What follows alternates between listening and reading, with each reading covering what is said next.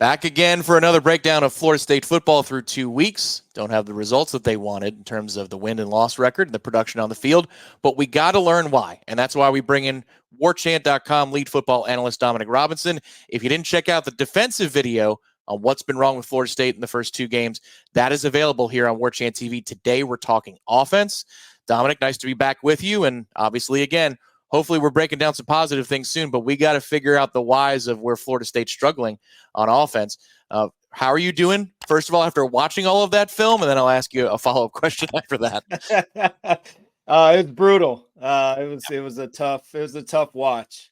I was a lot more optimistic after watching the defense because I thought that some of the things were very fixable in a very short order. In terms of just the communication. Offensively, I think Coach Norvell is doing a phenomenal job. In terms of the scheme, everything looks great. It feels like he's really gotten settled into what he wants. But the execution is just really, really poor. And I really came into it thinking that it was the quarterback was the problem. Being on the West Coast, I don't have a lot of haters. There's not a lot of Florida State haters, out here in Arizona. So I tend to get a real national slant, kind of an overview of what people think of us, positively, negatively, whatever it is. And, it seems like most people feel like it's the quarterback. And it's probably because of the egregious misses that he has and mainly just the one corner route that he missed it. That was like an 8th grader could make. But after diving into the film, I want to show you guys what and let you come to your own conclusion. But I think that the problems are a little bit bigger than just what the quarterback is doing. And I think making a change there is probably not the answer to the problems, because he's although he is a part of the problem, there's way more problems. And one of the big things I felt like was in 3 years from 2020 to 2023, there were 25 top 300 starters. And this was in an ESPN article that I read today. And there's only 3 left. And I know one of them's DJ Lundy. I think the other might be Patrick Payton. So that's 2 on defense. So there may be 1 on offense. And that's sort of what I'm seeing, is that I'm seeing a lot of plays that are there to be made, and they're just not being made. And you'll see that a lot more in the second game, in the BC game. And then in the Georgia Tech game, it's just up front, just, not being able to establish and do the things that they want to do up front in terms of running the ball. Yeah, it was a stunning result, obviously, in Dublin, and then somehow it got worse in week 2 in terms of the scoreboard, and where Florida State seemed to go wrong. It seemed to spiral in a lot of places, and also it seemed like that they wanted to throw the ball more than run the ball, which is what we heard in the offseason that this team was going to be about. Before we get to BC, though, let's get to that film and take a look. This is the All-22. Again, the eye in the sky does not lie, so let's learn what it's telling us here, starting with what you saw in Game 1 against Georgia Tech. So right out the bat, we get the bread and butter. We're going to get GY counter here. So that's the guard and the Y, with the little jet motion to try to isolate the backside backer, the one that ends up, rushing and making this tackle for loss here. That jet is supposed to hold him just for a second. And so this is the first play of the game, and the first play of this drive. I can't remember if it's the first play of the game or not, but you'll see up front when this ball snapped, 53, the center just completely, he never touches anybody for the whole play until right at the end. He gives a little guy a high five. I've heard the offensive line coaches say that there should never be a play where you don't touch anybody. If you do, then you don't need to be playing offensive line. And that's what I'm seeing here.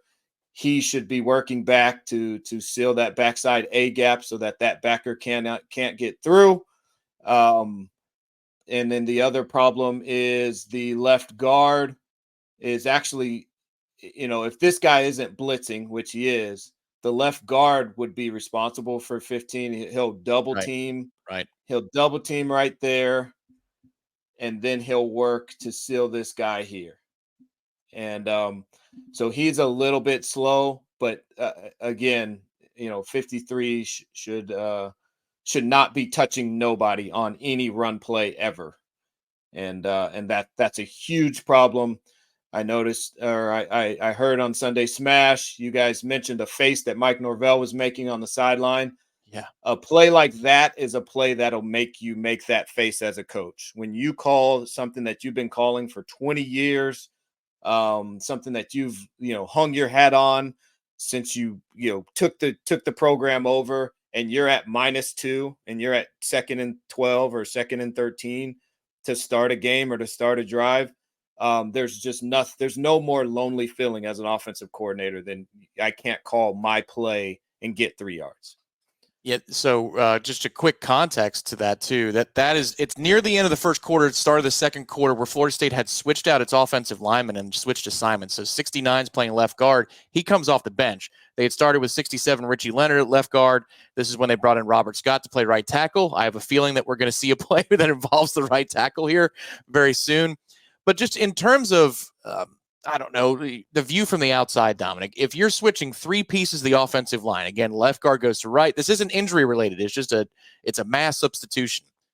Cold off the bench, left guard in that situation, and then a right tackle who's brand new and he swapped out for the starter as well. Like, could there be a communication issue because of these substitutions, chemistry issue, or is it that doesn't really matter? 53 just still needs to go up and touch somebody and be active in the play. Yeah, I would say that there could be definitely a communication deal when you're shuffling the line like that. That seems like a lot to be shuffling this early in the game and this early in the season. So yeah, I don't know why you would make such wholesale changes unless you are incredibly deep, which that's not what I see when I watch the film. I don't see 2 starting units or anything like that, which is why I would maybe make a wholesale change like that. Right. So, that could be a communication thing where, the center's assuming that the double team guy is going to work off of his guy sooner. And so he's going to go try and block, the backside or the 3 technique there, the guy that's over the guard, and that guy goes away. And, it could be a misassignment, or it could be a miscommunication there of thinking that the guard is going to come off. But I know whatever it is, there's no chance that that's not coached up to the umpteenth degree. Yeah, because I've watched enough, Mike Norvell film even prior to Florida State to know that his guys know how to block counter. There's no question about that. So. It puts Florida State behind the 8 ball as they start the next quarter, and they're in 3rd and passing. Got to pass. So, well, no, first now you get your second down play. Oh, second down play. Yeah, well, yeah, and look at that. You figure, okay, well, I don't have counter, so let's just try to run a zone here. And then you'll see what happens if you watch 32 right here, okay, for Georgia Tech. Just absolutely dents this play by getting off on the ball and just knocking back the tackle. So now the ball has to bounce, which allows the backside backer with the neck roll, who got a lot of TV time because he had a cool neck roll from the 90s. Yeah. And but the reason why he was able to run clean is because this one technique knocks the guard back, which knocks the center off of his track, so the center can't cut him off. The center needs to cut off that backside backer. He can't get there because that one technique gets his hip in his way. So now the backer with the neck roll has a clean run, and he gets to make a tackle for loss, gets his name in the paper, and gets a lot of cool TV time, and everyone talking about how he looks like he's the aesthetic of a linebacker. So now you're in 3rd and 15. And you're in an obvious, drop back passing situation, which is no good. The left defensive end here is able to work this guy, the right tackle deep, working up and under, And before this ball even has time before, I mean, you can see when he's getting sacked, there's nothing or nowhere for him to throw this ball anyway. These guys are nowhere near the sticks. They're nowhere near their routes. We couldn't even get a catch and run here, maybe down here to 6 on right now he's at a 1-yard route. So, the DJ right now is the 3rd most pressured quarterback in the country, or 4th most pressured quarterback in the country with 27. That's just 1 behind Shador, who's been pressured 28 times, or 28 dropbacks, and that's 35% of his dropbacks. So just to give you some reference point on how often he's been pressured, it's up there with the highest in the country. And luckily, you get bailed out here, I believe, with a face mask. But again, these are where you get that panic look from your offensive coordinator when you have a series that looks like this. So now you go to what I was talking about earlier when I said I thought Mike Norvell's done a phenomenal job in terms of calling and scheming. Here's a concept that he went to 3 times in this game, and then 1 time in game 2. All they're running is just a simple boot. I think this is perfect for DJ and his skill set. It's perfect for the offense. We're getting the ball out. It's perfect for the guys up front. We want to establish the run. So, giving any sort of run action is always going to help. You get yourself a nice, easy completion. It's a great drive starter. You pick up 12 yards. So you would imagine, again, just like running counter, this is something that I know I have in my bag that I can come back to at any time. So you come back to it here later in the game, a little bit different formation, and we drop the football. Yeah. This is not poor coaching. This is not bad quarterback play. This is not poor training. This is not poor hydration. This is just simply not making a play. It's a freshman in Dublin, but there's just no excuse. Again, if I was watching a freshman game, I would be upset with my freshman for dropping a football like that, a high school freshman game. Come back to that same concept a little bit later, different formation. Again, the guy is scheming it up, man. He's doing a really good job. Come back to it. For some reason, DJ comes out of it. I believe this is a first down play. DJ comes out. 24 is open. Throw the ball. Throw the ball. He doesn't throw it. He waits for the over. The over is actually open. We'll see on the tight copy. But the pass gets batted down. You can see here, and again, really good angle. Right now, that is absolutely open, and you are ready to throw. There's no reason why this ball shouldn't be out. The only reason why you don't throw this ball is if there's a corner sitting in the flat. And we saw on the wide copy, the corner is sinking with the outside receiver. There's nobody there. Okay. So that ball should be out. It's not out. It ends up getting broken, pass broken up. So now you're 1 for 3 on a concept where you should easily be 3 for 3. Now to some concepts that you talked about, Dominic, when we broke down DJU's game and his journey to Florida State. That's a series that you can also find on Warchant TV, from Clemson to Oregon State, the different phases of DJU's career, and some formations that you liked from his journey made their way into Florida State's game plan for Georgia Tech. So what do you see here? So Oregon State was in condensed formations probably 50% of the time. I don't remember the exact percentage, but it was very high. They ran the ball out of it, and then they would go play action, and they would take shots out of it. And he was very successful on those. So I thought that was definitely something that Mike Norvell was going to, tap into. And in this game, he did it 3 times. So I'm going to show a couple of these. Here's the first one. So this is play 30 on offense. So we're probably somewhere in the second quarter. Again, the interesting thing about the protection is, although his pressure rate is very high, his time to pass is equal to what it was at Oregon State, which tells me that on certain plays, he's getting schemed up to be protected actually really well.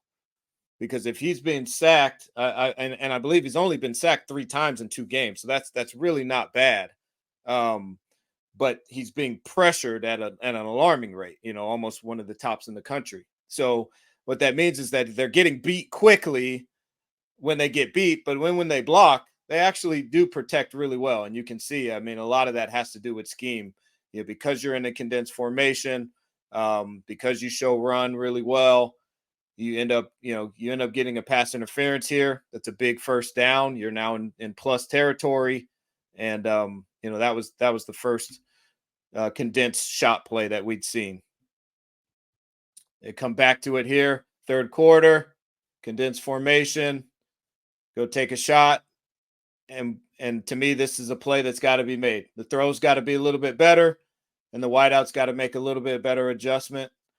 I think it's important to know or see, just watch this corner. The second that he takes the bait just a little bit on this dig right there, as a quarterback that you will have this throw outside of him just off of leverage, this is where DJ tries to go, and the wide receiver just doesn't adjust enough.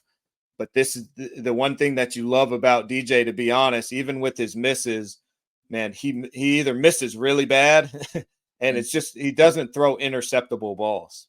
I had on his notes from the spring, I had caretaker. Yeah. And he doesn't, you can be mad about this throw, but to me, I'm a wideout and I'm a playmaker. I expect myself to make that play. Yeah. And you got to make the adjustment. I got to make that play, So you look at that progression. I saw this, in real time. I was wondering about the Malik Benson. He's clear underneath. What you're talking about is the one corner bites on the dig. He bites on 10 on the bottom of the screen. Yep. Right here.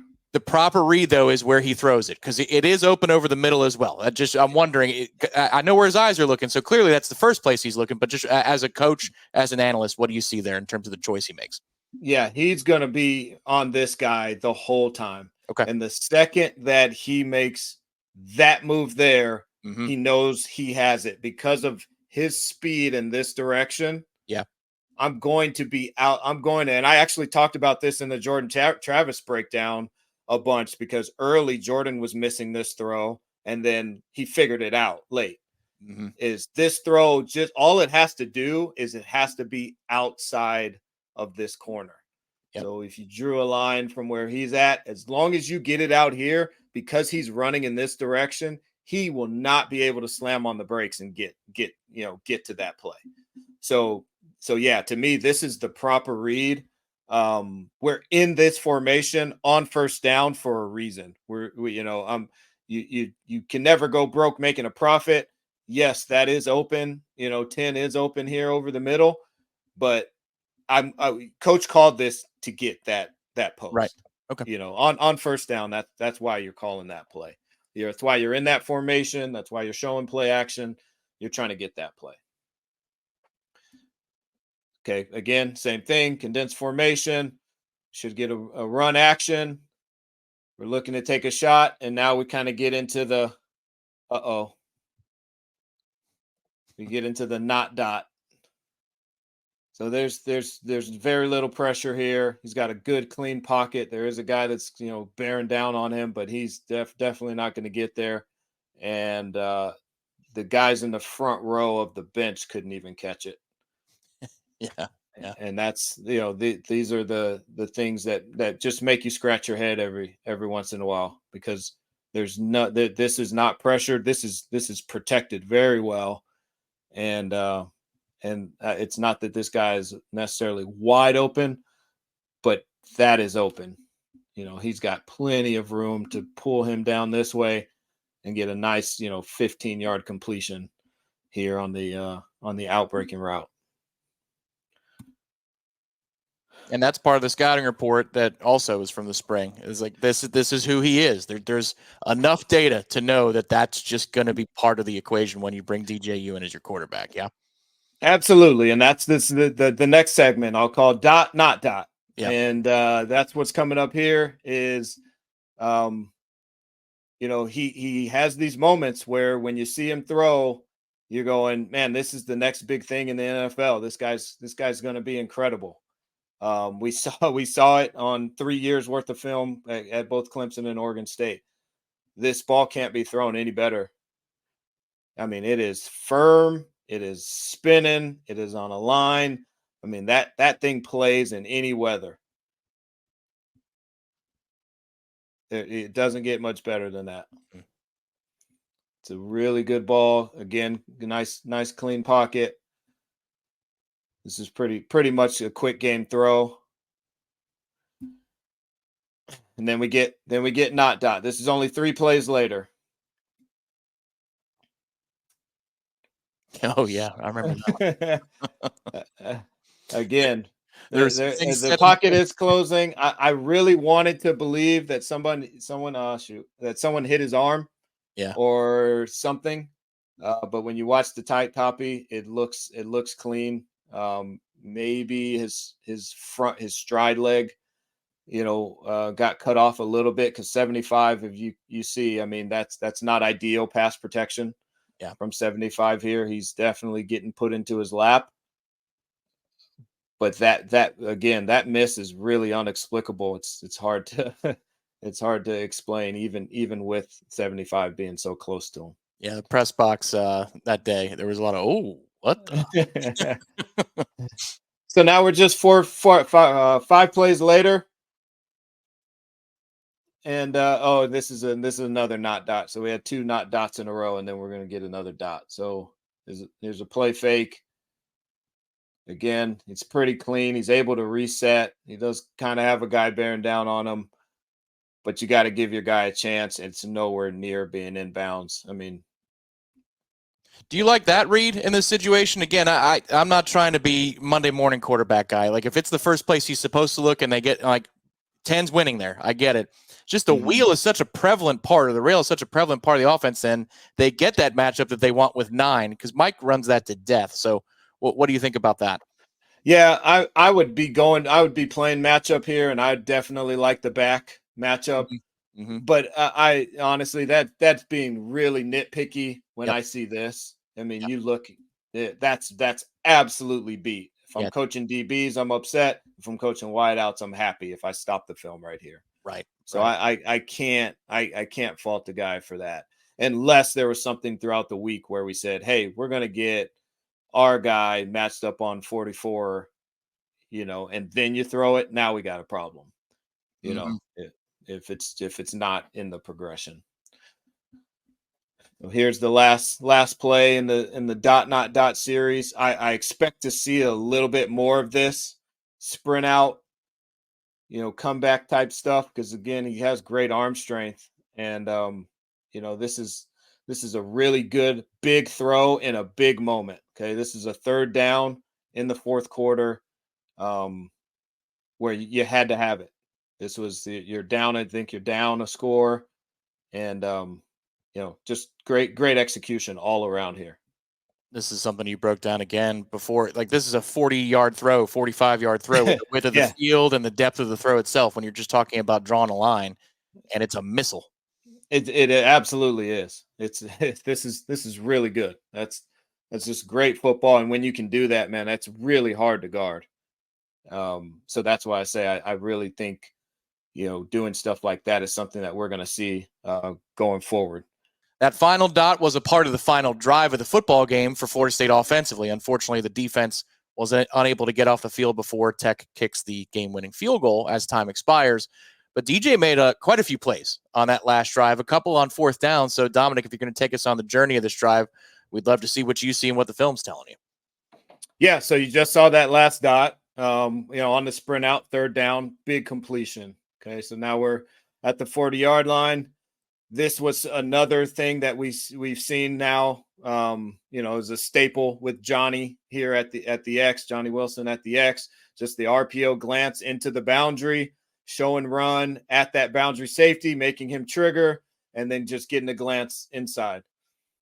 This was huge. Obviously, gets you into plus territory, across the 50, an easy 1st down, easy pitch and catch. There's no real read to it. You're going to throw this thing easily, watching number 1. As soon as the ball snapped, here he comes. I'm definitely throwing the glance. I should have leverage. And that's an easy win there. Big time completion when you really need it. couple plays later, you end up in a third and long where you run the ball. Yeah. And so now you're on fourth down. I thought he was slightly late here on this read.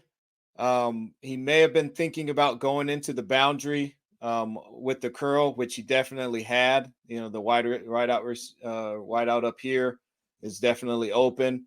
But this guy, you know, from the snap, you could tell the middle of the field was going to be open because that safety's walking down. So right now, I feel like that ball should be out.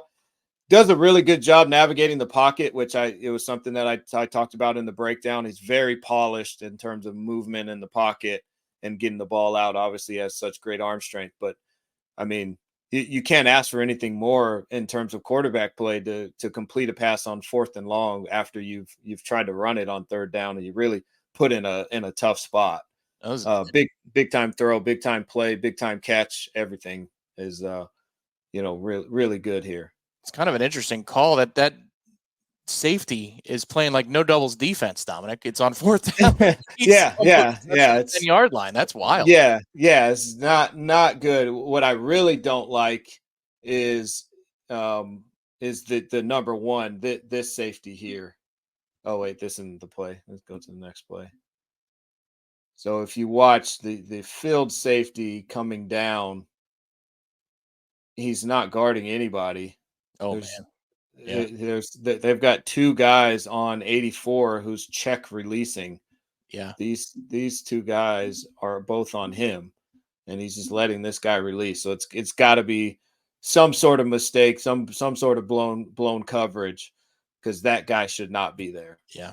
So that was an interesting call. They're running cover 3, but you got to know down and distance and situation. And so this guy should have some more depth, and he should be over number 2, and then trying to at least reroute him, to get out here. So DJ Sack was against the wall in that situation, but he comes up roses, and Florida State continues on a drive that is going to end up tying the game. And here we are again on another fourth down. Okay, and they go back to a bread and butter. For whatever reason, I think because of pressure, they abandon even the play fake, which you love. You imagine that's a well coached execution that I don't even need to show run fake if they're going to bring pressure. You know that they're bringing pressure because you have 3 over 3 over here to the field. Mm-hmm. So that's how you know. Obviously, you've got 1, 2, 3, 4, 5, 6 on the line. So if they're going 3 over 3, the only way that they could be playing, the only thing they could be doing is bringing pressure, or these guys could be dropping out. But nobody's going to be able to get into that window other than this guy. So really, all I need to do is watch him. And as long as he is coming down, which he is, I don't even need a run fake. And again, man, I mean, this throw is an absolute seed on the front number. Would have liked to seen him get in there, but either way, man, big time play, big time throw on a fourth down, in your first game in the Garnet and Gold. That's big time. So now we'll go to the BC game. Things were a lot different here than I felt like, at least, especially on that last drive. We're just to be blunt, players weren't making plays in the BC game, and I'm going to try and let this film roll without too much breakdown, but really just you're just going to see example after example of guys being put in position to make plays and the plays just not being made. This was the first play of the game. You go RPO glance, which again we've just seen 100 times over the last 3 years, and right off the bat, you just don't win. It's one-on-one. You have the whole field to work with down here. If you're the wide receiver, you have literally 23 yards of width that you can work with to win, and the guy is just sticky as heck all over your back and able to make a play. Mm-hmm. Same drive. We're now third down. You're in third and at least manageable, 3rd and 6. You can call it a throw. You can call it a catch or a drop. Either way, that as a Division I wide receiver at an ACC school, that's got to be expected to be completed 100 times out of 100. Yeah. That's the last play they ran on offense in the entire first quarter, D-Rob. 1450 of possession for Boston College. And that's why those things are so important. I mean, that's a run play. At that level, that's a run play. So an interesting trend that we saw from week 1 was condensed formation shots. Sort of the antithesis or the opposite that we saw in week 2 was empty quick game. And we didn't see any condensed formations and shots, and we started to see a lot more empty quick game. So I'm interested to see the evolution of that. Again, I believe this is a 3rd down. Yep, it's 3rd and 3, 3rd and 4. You just have to win. You can blame who you want to blame, but to me, you have to win. It's a one-on-one. It's the easiest. I tell my guys on defense, this is the easiest route in football. You do this, you do that throw, a billion times from the time you're 2 years old to the time you get to college. It's right in front of you. That's just playing catch. Okay, somebody's got to make a play. Throw's got to be better. The wideout's got to run a better route. The ball has to be caught. Here's Coach Norvell again, going back to the bread and butter, change the formation, bring the back towards the safety, get your RPO, ball's on the ground. Someone has to make a play. Back shoulder throw. Again, this is one reason why I'm not ready to just garbage can the quarterback as a former wideout. When I see these, I would love an opportunity to catch a ball like this. What do you think about 84? Is that a technique issue? Stadium. Is that a technique issue for 84 because he's kind of fallen away? Like what? Yeah, you would like him to attack towards the defensive back to leave himself a little bit more room here. Mm-hmm. You can't see, the camera doesn't pan over quick enough. But either way, I mean, the thing that I just tell my guys, till I'm blue in the face, is you just have to be an athlete. Athletes make these plays. Again, I said it to you off camera, before, is, if Keon Coleman is in that position, or Bell from last year, I think that play is made. Maybe not every time. I'm not saying those guys are blameless and they never make mistakes, but more often than not, to me, that ball is caught, with the ball going to those guys. Here's the throw that I think is going to haunt DJ probably, for a good portion of the rest of his career, to be honest with you. I mean, unless he has this miraculous turnaround, I think even, going into the draft, you're probably going to see this, 10 times, 15 times, maybe even more. Because that's open. I do think people need to realize the reason why he's trying to be so fine is often this corner will fall off. And so that throw does need to be back here, just to be safe. So, he's probably did try to get a little bit too fine with it, but I think most people see it and they think it's a lot easier than it is, because you see this and you just see there's nobody within 15 yards. But when he makes this throw, or when he makes this break, a lot of times this corner will just fall off. And so you do have to put it out here. Again, there's no excuse. You don't miss it. You expect your high school quarterback to make that throw, and give us a chance. And again, another example, we're still in the second quarter and, guys aren't making plays. There's plenty of plays to be made. To me, this is a touchdown. It's also pass interference, but it's not called very often down here. You can't really see it great, but he hooks him right there, and he's got his hand on his right shoulder. And then their feet actually get tangled, and he trips, so he's not able to jump. And that's why it's just like he actually goes lower than the ball. You just got to make a play. That to me, that's a good throw. That's exactly where you ask the quarterback to throw. It's us or nobody back there. Here's your empty set again. Yeah. This could have been disaster, should have been disaster. That's easy pitch and catch. This is also a third down. Okay. You're just seeing this common theme. And I talked about it with the defense. Third down in red zone. You win third down in red zone, you're going to win the game. And man, you cannot put the ball on the ground on third down. So this goes back to a concept that I showed you guys in week 1 against Georgia Tech. He shows the boot, and this is the counter off of the boot. You bring the tight end, sneak the tight end back. You should essentially, you're looking for a huge chunk play here. This was set up, a week ago and run at the perfect time. And you got everything you want. There's nothing wrong with quarterback play here.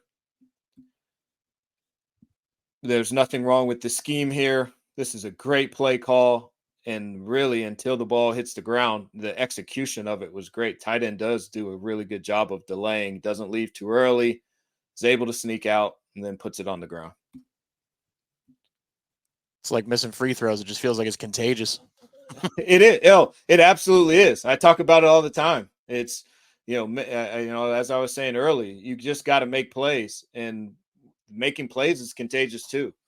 A certain guy makes a play that he maybe normally doesn't make, or he doesn't make in practice, and it catches guys on fire. And the same thing happens with drops and missed blocks and all of that. And this is the last one. Kind of get an up close view. Got a 2nd and long, which again, I'm sure there's probably run counter on first down. You get, gain of 0. So you put DJ in a position that he doesn't, that you didn't recruit him to come to Florida State to do. He's running drop back passes on second and 10, but he puts a ball where it hits a guy's face mask. It's out of danger. And it really pains me because it's number 21. Yeah. And 21s are supposed to be playmakers, and he just doesn't make a play. I'm not saying it's easy. I'm just saying that if I'm wearing 21 on that day, I expect myself to make that play. And I would imagine he's the same. Seems like a perfect throw too, because he's leading him away from danger. He's leading him away from getting hit over the middle.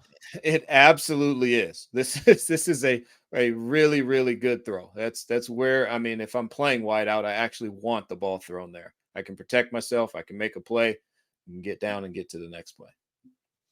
So these are the things that these things conspiring together that leaves you feeling a little bit more devoid of hope versus what you see defensively.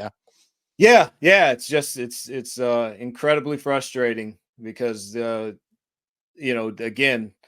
these are physical errors. They're not communication or mental errors. These are errors that are being made because of guys, whether it's a lack of talent or lack of preparation. They're falling short on plays that I feel like, again, guys from the previous year, they were making these plays. A lot of these plays, none of these plays were, the last one was maybe the most difficult one. And, 90% of Division I athletes will expect to make that play. So that's what's got me hurting a little bit. This is interesting. I believe this is the 1st and goal play. Is this 1st and goal? Because I was scratching my head on this one. Yeah. I'm wondering, what do you have for us here? Yeah, it is. Yeah. Oh, yep. Man. Yep. So here's what happened. They sent the formation into the boundary. They weren't expecting this guy to come over here. Okay. So that guy, that's your nickel or your star defender. He typically stays to the field. They're hoping that he stays to the field. Now they have a 3-on-3. They're going to throw the screen. Well, they didn't get that. They got 3-on-4. 1, 2, 3, 4. So now DJ's second guessing himself. He's thinking, do we have enough blockers? Mm-hmm. And because it's in the short side of the field, he's not sure if that guy's gonna go break on that play. So he holds the ball. At this point, what he should have done You're getting a fade out here. It's one-on-one. You have numbers. There's no reason to even work the boundary. Now, again, you never know. Is he coached to do that? Is he not allowed to work to the field? Those are things that I don't know. Right. But I just know based off of what you typically get here, you're going to run formation to the boundary. You're going to have numbers and angles, which is similar to what we saw in our defensive breakdown. And where Florida State missed the tackle on the screen there into the boundary, and so you're expecting that you're gonna get that. When you didn't get it, your answer is they also run sort of a verts scheme where these guys release vertical here, and DJ just didn't like the way that it looked. He didn't feel real comfortable about it. You see these guys are releasing. He probably could have thrown it up over these guys' heads, but now you get back to the blocking up front. Yeah, 76 gets destroyed here. Yeah, he's smoked, and he's beat to the inside, which is the worst place to get beat because he's quick to the quarterback. So, to me, the ball, and honestly, like if I coached offensive line, I'm mad at the offensive line. If I coach quarterbacks, I'm mad at the quarterback. If I coach wideouts, I'm mad at the wideouts. To me, this is a quick game concept. So I'm not getting mad at the offensive lineman here because the ball's supposed to be out. He blocked long enough for the ball to be out. He was expecting the ball to be out. Right. So that's a problem. Definitely, you never want to get beat, but I can also understand. If he's going to get beat, he needs to get beat outside. That's the problem. And you can see there's a problem in his technique. As soon as the ball snapped, look at he's the first one to move, as a matter of fact. And he's moving, he's working for width. You see how he's working for width and not vertically? Now, the reason why he's doing that is because it's quick game. If it was a drop back, he would be setting vertically. He's setting laterally because he needs to get his hands down so that this guy doesn't bat the pass down. And that's why he's working that way. Right. So your teach here would be if you're coaching the quarterback, like, look, DJ, if you hate the numbers, then just don't even worry about it and go to 10 at the bottom. Yes. And the other thing I'll tell you is you never get sacked in the red zone. You throw the ball to some, freshman up here in the stands, right? Right. You do not take a sack here. You got to save those yards, because now we still have the option to run the ball here. So right now, if you don't like it, that ball's got to be gone now. Okay. Which is why, again, if I had any idea or thought that this was no good, I'm going down here and working the solo side, the single receiver side, because I know my guys have been having trouble up front all day. I cannot hold on to this ball. If I don't like that for any reason, I'm going here, or I'm just taking off. He beats him inside, so just take off outside. You got blockers, or you at least have bodies over there. It almost looks like that's some sort of option there because the back comes up and finds a block to make 3. He comes up and finds the backer. Yeah. You wouldn't do that unless there was almost that being an option of some kind. Yeah. No, that's I'm sure it's he's finding work, which is good. I mean, you like to see that, but that was the problem. That was again, that was one of those where the other team did get fortunate the way that they schemed it up, and then we just didn't execute on our end. What do we do if they do something that we're not expecting them to do? And DJ froze on it. Yeah, they ended up having 6 plays inside the 10-yard line in the first half. They called 6 throws. Now, one of the, sack sets you back. So obviously you're forced on that first drive. So on a closing note here, obviously a lot of talk and, warchant.com message boards, even in our articles, D-Rob, our shows about, is it time to try and find a spark with everybody's favorite guy, the backup quarterback, in this case, Brock Glenn. What is the All-22 telling you? I'm sure it's not like a definite one way or the other answer, but what feedback are you getting from what you're seeing at a DJU, and how would you approach Memphis and the next part of the schedule here?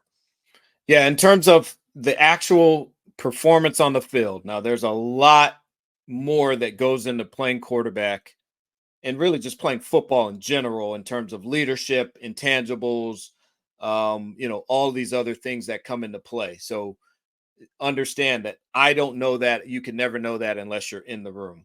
Mm-hmm. But in terms of what the film is saying, DJ is definitely, without question, done enough to secure his job.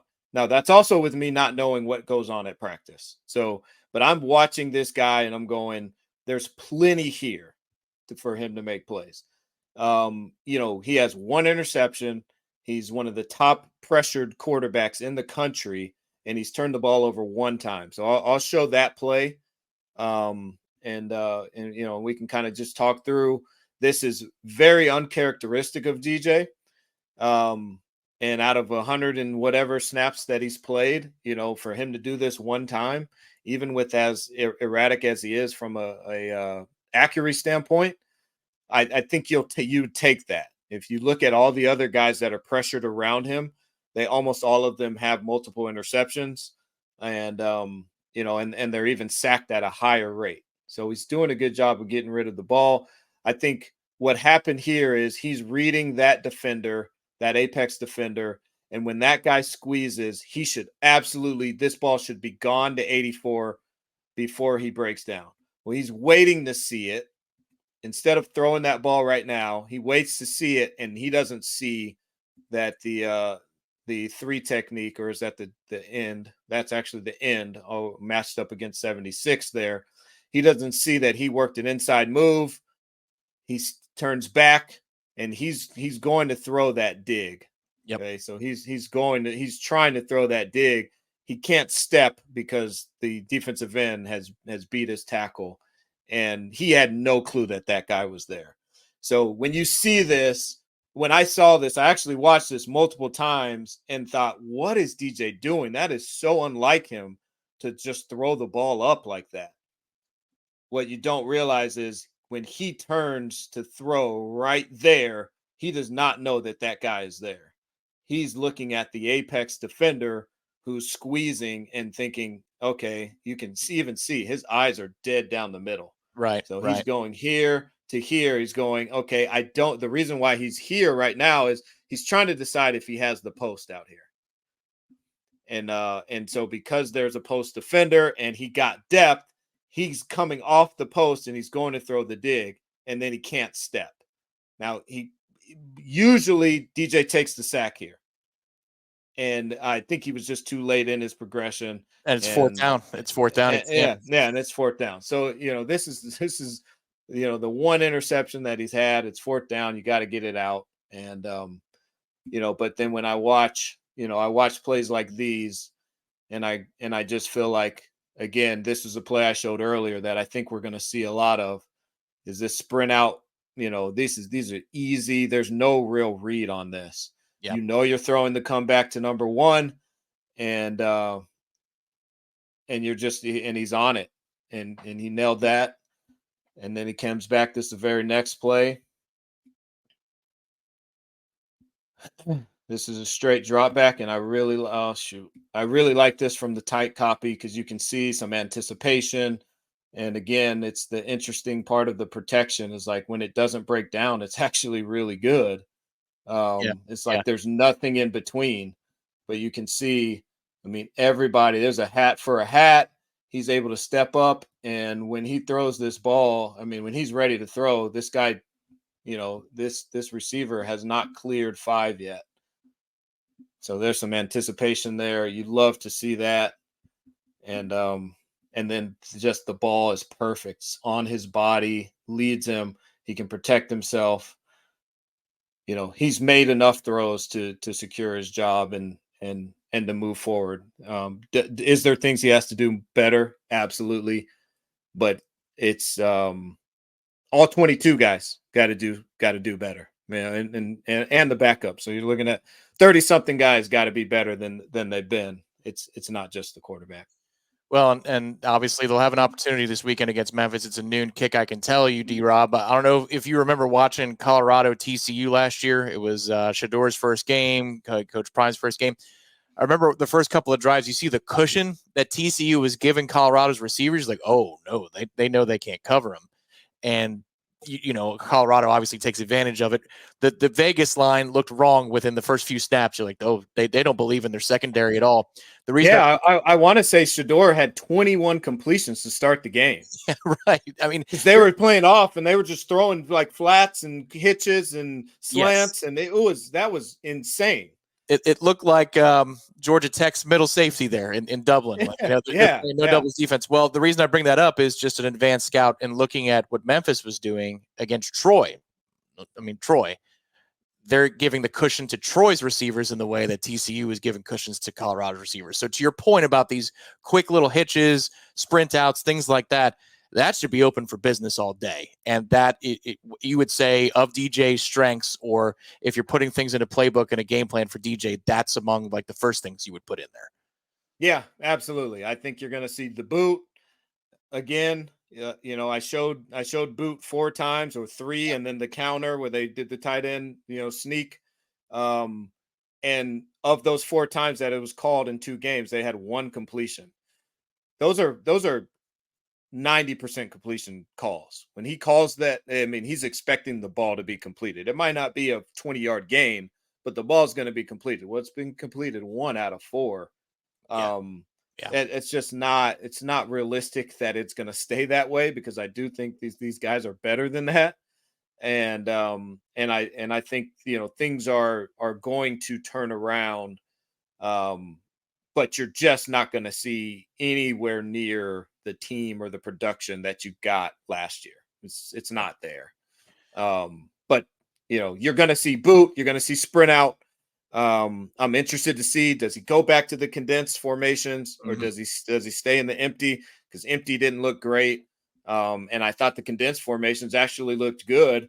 They just didn't hit on any. They got a pass interference, and then there were 2 incompletions. One was a not dot. And so you kind of take the good with the bad. To me, one out of 3 on those shot plays is a good percentage. So, I expect to see those back. So the last thing I'll ask you, besides plays, players making plays, obviously, we got plenty of cut ups here of plays that weren't made and we're begging to be made. If you're a Florida State fan watching the game on Saturday and you're looking for signs of health, Dr. Dominic Robinson said, all right, this is how I know that things are getting a little more healthy. What would you look for? I think you'd look for more than 4 carries for the tailbacks. Yeah. In a half. I think that's probably the best sign. Is, there was so much chatter about this being such a strong offensive line and defensive line.